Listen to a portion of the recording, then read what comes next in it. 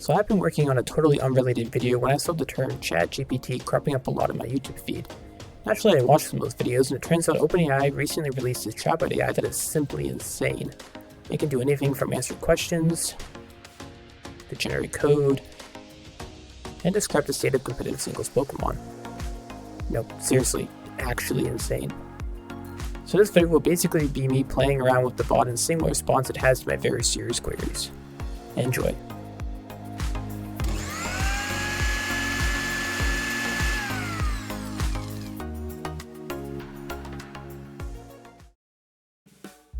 Let's start with my most pressing question. Should I clickbait my YouTube video?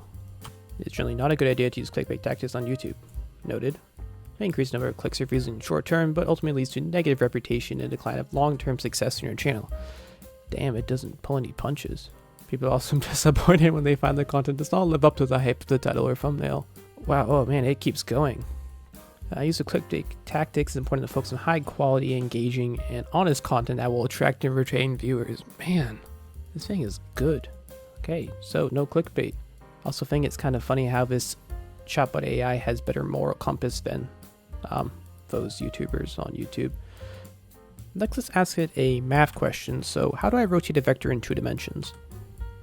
Let's see. You can use a rotation matrix. Yes, you can. Let's see. Cos theta minus sine theta, cos theta. That is correct. Oh, look, so even give us an example. Vector xy by 90 degrees.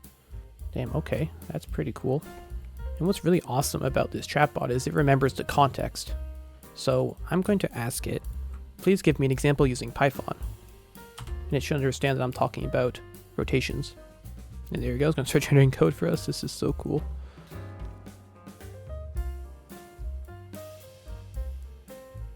Oh, now we can use, you can tell us to use the MPy library. That's incredible.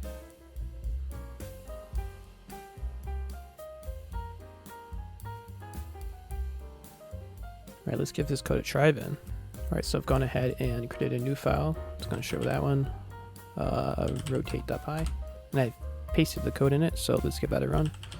Python free, rotate.py. And I don't have the math library installed. That's weird. Oh, wait, actually forgot to include it. Alright, I mean, it's not perfect. Let's be nice and patch up its code for it. Actually, I got a better idea. Let's just tell it what it did wrong. You forgot to import the math library. Let's see what it thinks about that. And sure enough, yeah, now it imports the math library. You didn't import NPy. I guess it's just going to use the original version again. Yeah, this looks like the original code I printed before. This thing is so polite. Must be Canadian. So let's try this version instead. I'm just going to delete that, paste this code instead, and let's give it a run. And looks like it gives us 2 and 1. What was the original code? Yeah, so pi over 2 gives us 1, 2. And we rotate that by 90 degrees, it gives us minus 2, 1. That is correct. I want to know if it knows its history, so who invented Python and why?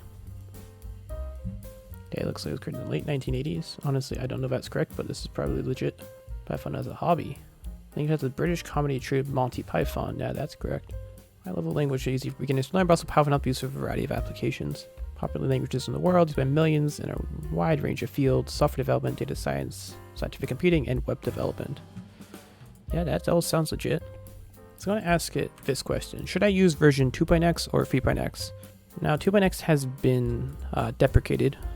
I want to see if it can pick up on the fact that 2.x should no longer be used. Python free over to Python 2. The feature language is not backward compatible. That's correct. Oh man, it's going to start listing all the features. Alright. Unicode, exception handling, asynchronous programming.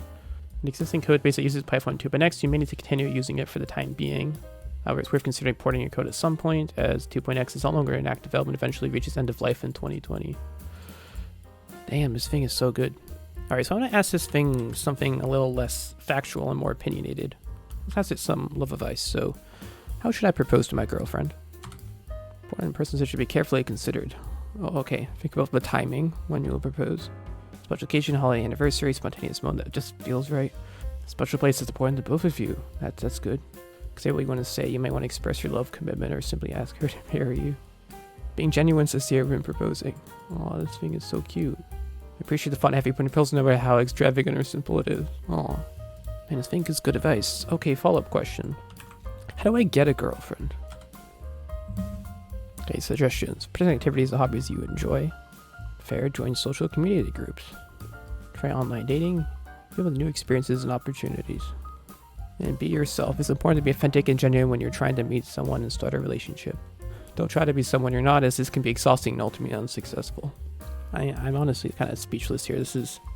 How does it know everything about everything? Alright, so I started a new chat because it seems to not do so well when the chat goes on too long, so let's get some other opinions. And this AI's database cuts off around 2020 or so I'm going to use a topic that was going around a few years ago. So are trading cards gambling? Okay, they're gambling in some cases, but depends on how to use in specific context in which they're being used. Okay, because of what trading cards are. Tournaments, players may wager money or valuable items on the outcome of the games on tournaments. Okay. Familiarize yourself with the laws and regulations that apply to trading cards in your area.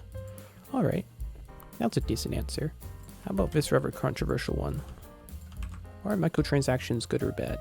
Yeah, microtransactions practice of purchasing small items or bonuses within a game or on other online service. Digital source of revenue for game developers, online service providers.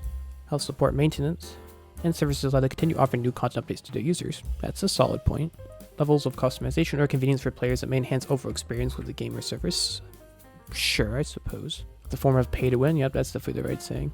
Players who are willing to spend more money have an unfair advantage over those who are not. Sense of imbalance in the game or service might lead to frustration and resentment among some players. Yeah, are predatory or manipulative? Yes, definitely.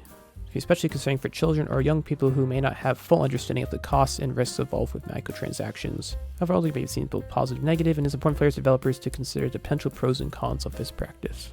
Wow, that was very comprehensive, thank you. Okay, so far this thing's done pretty well with kind of general knowledge questions, but how does it do when I ask it a question about a particular niche? So I'm a big Pokemon fan, so tell me about my favorite Pokemon, Ampharos. Just second generation Pokemon games, correct? Electric type, Pokemon evolves when Flaffy, also correct. Yellow bipedal with long fluffy tail.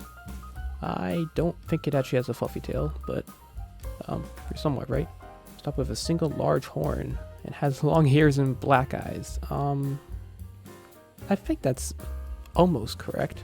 Don't know if I've called that thing a horn though. Covered fluffy fur and has small black hooves on its feet. Honestly, I've never seen the other side of its feet before, so who knows, that might be correct.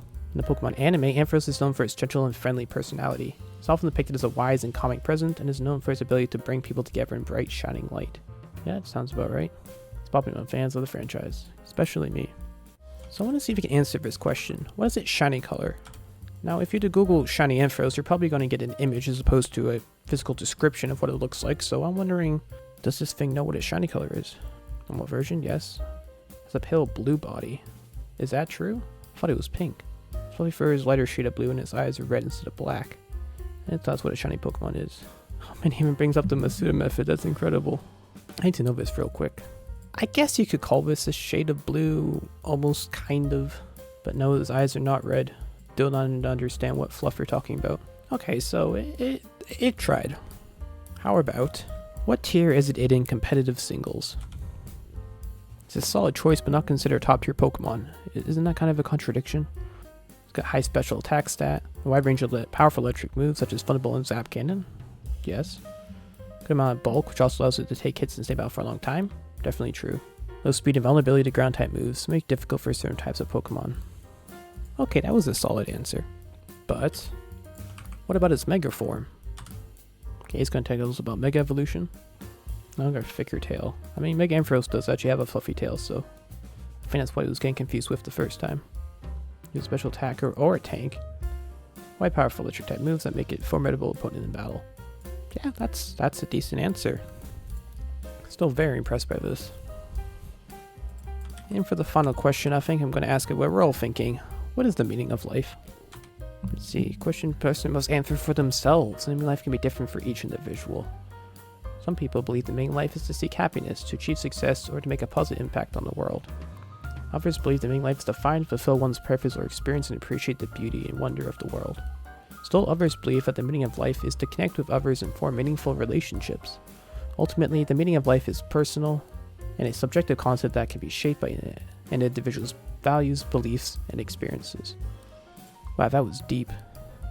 I always thought it was just 42.